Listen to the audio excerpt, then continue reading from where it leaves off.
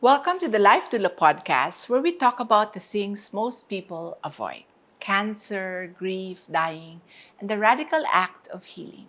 We hold space here not just for surviving, but for living fully, honestly, and deeply. I'm Charity Marohombsar, cancer coach, grief companion, and your guide through this tender terrain.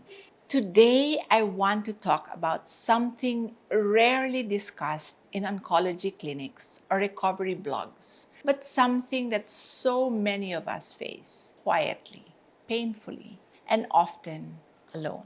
It's not a side effect you can treat with medication. It's not tracked in lab results, but it affects everything.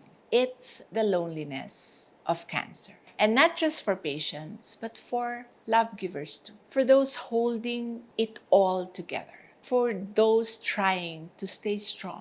Loneliness doesn't always mean being alone in the room. Sometimes it means being surrounded by people and still feeling completely unseen.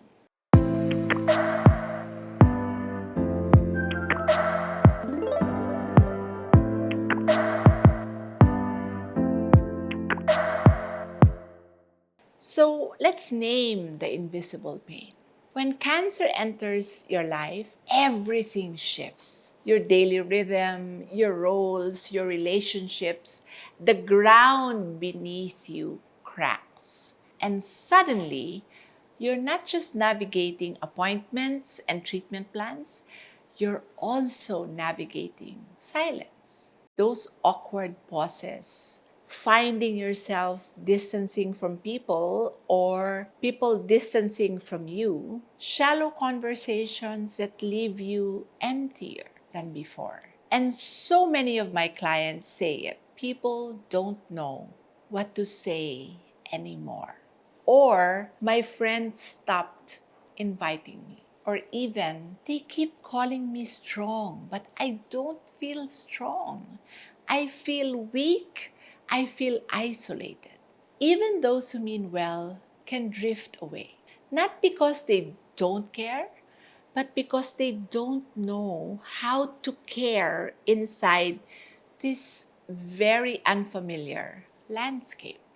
And so, what starts as a diagnosis slowly becomes disconnection.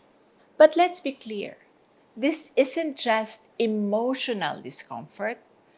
Loneliness isn't just sad, it can be harmful. It can deepen anxiety, it can slow down healing, and it can make an already painful experience even more unbearable. You see, cancer is a whole person experience. And this is why I say again and again, cancer is not just a disease of the body. It's a disruption of the whole person. It impacts your sense of identity, your relationship with your body, your community, your family, your spirituality, and your capacity to hope. Too often, care is limited to the physical, the treatment plan, the lab results, the medication schedule. But healing cannot be purely clinical. It involves emotional, it is relational, it has to be a human experience. You need more than medicine, you need people. You need people who don't just see your diagnosis, but sees you. The you before cancer, the you in the treatment, the you learning to trust your body again. You deserve to be held in your fullness, not just treated in fragments. And that's what community offers. Real community. It reminds us that we are still whole, still worthy, still human, and our stories matter. Let's look at community as part of medicine. I've seen firsthand, both as a coach and in my own story, how transformative community can be. When someone sits beside you and says, I know that fear, something shifts. you exhale a little deeper, your shoulders drop, your jaws lighten up, your nervous system comes down because suddenly you're not the only one carrying it. And this is backed by science.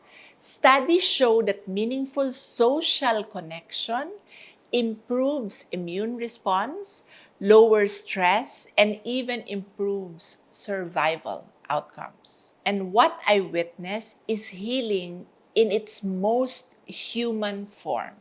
Women who feel seen begin to speak again. Those who feel safe begin to rest. And in those tiny moments, the body and the soul begin to mend. Connection doesn't just comfort, it really heals. These are practical ways to rebuild connection. How do you begin to heal from that isolation? How do we rebuild connection when we feel like we've been left behind? Let me offer a few grounded practical ways and tools that I use with my clients and even in my own journey. First, seek out or create intentional support spaces. Not just informational groups, but emotional ones. Spaces where you can speak without performing, where you don't have any fear of judgment, where you don't have to minimize your pain or wrap it in a silver lining, whether that's a cancer survivor circle, an online community, or a Life Doula-led group. What matters most is emotional honesty. If you can't find one that fits you, start one. Invite one person. Begin with a question. Healing can begin in the smallest circles. Second, consider creating simple rituals that keeps you connected to others. This could be as small as sending a short message to a friend before every treatment. Something like, heading in now, will you hold space for me today? Or on the reverse, you can say, I am with you in spirit, sending healing energies. Or you can choose a particular song to listen to before appointments and letting someone you trust know this is our check-in moment. These gentle, repeated acts create a rhythm of connections. They don't require big energy, but they send a powerful signal. I am not alone in this. You are not alone in this. Someone is walking with you. Ritual doesn't have to be spiritual or dramatic.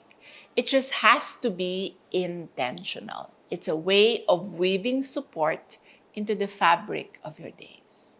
Third, learn to communicate your needs clearly and gently. Most people want to help, they're just unsure how. So give them the language. Say, I don't need solutions, I just need someone to talk to. Can we talk about anything but cancer today? You can even ask that. Or say, please check in again next week. I might not be able to respond right away, but it matters to me. These are boundary affirming and bond deepening conversations. Fourth, lean into micro moments of connection. If a full conversation feels too heavy, send an emoji or a GIF, forward a meme, share a photo. These gestures may seem small, but they are really powerful. They signal, I'm still here, I still want to be seen, and they often open doors to deeper exchange. And finally, say yes to spaces like this. The Cancer Thriver Summit 5, this podcast, this circle that we're building, it's not just an event. It's a place where belonging is medicine, where your story is honored, where your strength is not assumed but supported. So if you felt lonely in your cancer journey, please hear this. You are not the only one. Your experience is real, your feelings are valid, but your isolation does not have to be permanent. You were made for connection. You were born to be held, to be known, to be supported. You are allowed to need people. You are allowed to rest. You are allowed to say, I can't do this alone. Let community be part of your healing plan. Let love, not just medicine, walk alongside you. Let people show up for you even when it's messy, even when you're not feeling strong. Remember, you are not your diagnosis. You're not just a patient. You are a full person with a soul, a story, a light that still matters.